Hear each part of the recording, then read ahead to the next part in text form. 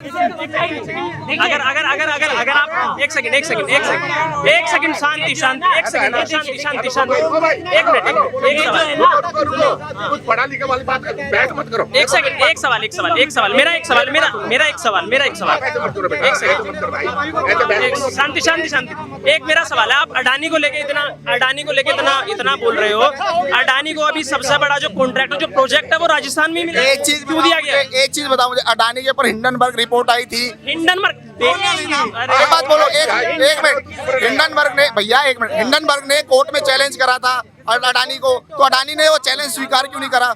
ये बताओ ना, अडानी ने वो चैलेंज स्वीकार क्यों नहीं करा? ऐसा है, मेरी बात सुनो, अडानी ने किसी बैंक का लोन नहीं मारा, अडानी ने कोई घपला नहीं करा। अडानी सुन लो, अपनी बारे में नहीं बोला, मैं चुपचाप खड़ा हूँ। आपको यही नहीं पता अडानी है क्या? अडानी का सुप्रीम कोर्ट में कमेटी बनाई, सुप्रीम कोर्ट कमेटी ने 1 महीना पहले अडानी को बरी कर दिया।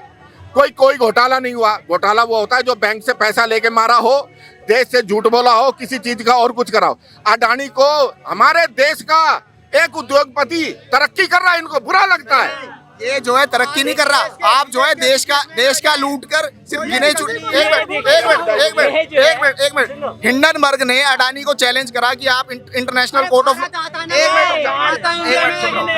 ऐसे बात बोलने दो। भैया, इंटरनेशनल कोर्ट ऑफ लॉ में हिंडनबर्ग ने अडानी को चैलेंज करा कि आप आओ, मैंने आपके ऊपर इतना आरोप लगाया, आपके शेयर प्राइस गिरा दिया, आपकी छवि को खराब करा, मैंने आपको चैलेंज करा, मेरा चैलेंज स्वीकार करो। तो अडानी में इतनी हिम्मत क्यों नहीं हुई कि वो इंटरनेशनल कोर्ट ऑफ लॉ में जाके हिंडनबर्ग को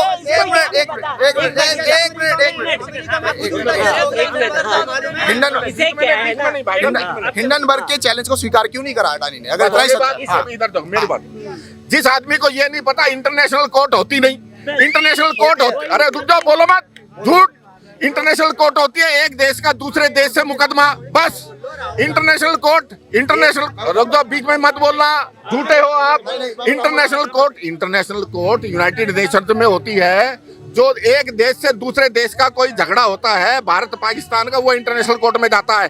आप यहाँ का मर्डर केस इंटरनेशनल कोर्ट में ले नहीं जा सकते, ये अलग चीज है। इंटरनेशनल कोर्ट ऑफ लॉ में इन्होंने गलत वो बताया। इंटरनेशनल कोर्ट ऑफ लॉ की एक पूरी गाइडलाइन होती है जिसके अंदर जो दो देशों के बीच में जो ट्रेड एग्रीमेंट होता है, उसके बीच में अगर कुछ डिस्प्यूट होता है, वो डिस्प्यूट भी हल होते हैं। ये बहुत सारे ट्रेड डिस्प्यूट भी हल हुए हैं। तो ये हिंडनबर्ग ने जो है इस पे आरोप लगाया अडानी का, तो एक अडानी का जो पैसा है वो विदेश में भी लगा है, तो इसको अडानी वहां के लिए भी जवाब दे। अगर किसी इंटरनेशनल सभ्यता किसी एजेंसी ने उसके ऊपर अगर लो लगाया है तो उसको जवाबदेही देने के लिए वहां जाना चाहिए। और दूसरी बात, मैं तो अडानी के हक के लिए कह रहा हूँ, भाई छवि खराब करी आपकी हिंडनबर्ग ने, आप हिंडनबर्ग को चाटा मारो ना, वहां जाकर उनका चैलेंज स्वीकार करो। आप क्यों आपकी दाढ़ी में, चोर की दाढ़ी में तिनका? हिंडनबर्ग पे मैं इनसे जवाब ले लेता हूँ। एक तो सबसे पहला सवाल यही बनता है कि इतनी विदेश की इतनी रिपोर्टों पे पता नहीं क्यों बिलीव किया जाता है। हिंडनबर्ग पे आप जो हिंडनबर्ग है ना, वो बिकाऊ संस्था है, ठीक है ना। और बिकाऊ संस्थाएं क्या होती है ना, भारत को ये संस्थाएं जो क्या कर रही हैं, सारे देश का एजेंडा है कि भारत की विकास की गति को कैसे रोका जाए, भारत की गति को कैसे रोका जाए। ये खाली क्या है, राहुल गांधी जैसे वो हिंडनबर्ग पहुंच जाते हैं और बुलवा देते हैं, जैसे केजरीवाल साहब यूएसए पहुंच जाते हैं, शिक्षा नीति को पहुंचा देते हैं। तो क्या है, ये क्या आ रहा है, ये बिकाऊ संस्थाएं हैं और इनके ऊपर हमें विश्वास ही क्या करना। हमें तो हमारे कोर्ट से मतलब है कि हमारे सुप्रीम कोर्ट, अगर हमारे सुप्रीम कोर्ट में अगर कुछ रहता है तो सुप्रीम कोर्ट उस पर एक्शन लेगी, ना कि हिंडनबर्ग लेगा। चलिए जवाब दीजिए। एक चीज बताओ, ये कह रहे हिंडनबर्ग एक छोटी, अरे हिंडनबर्ग वो संस्था है जिसने ट्विटर के और एलोन मस्क के शेयर्स को हिला दिया था। वो ऐसी आड़ू पाड़ू कोई यूट्यूब की, रुक जाओ, सही रखा था, सही है वो, रुक जाओ।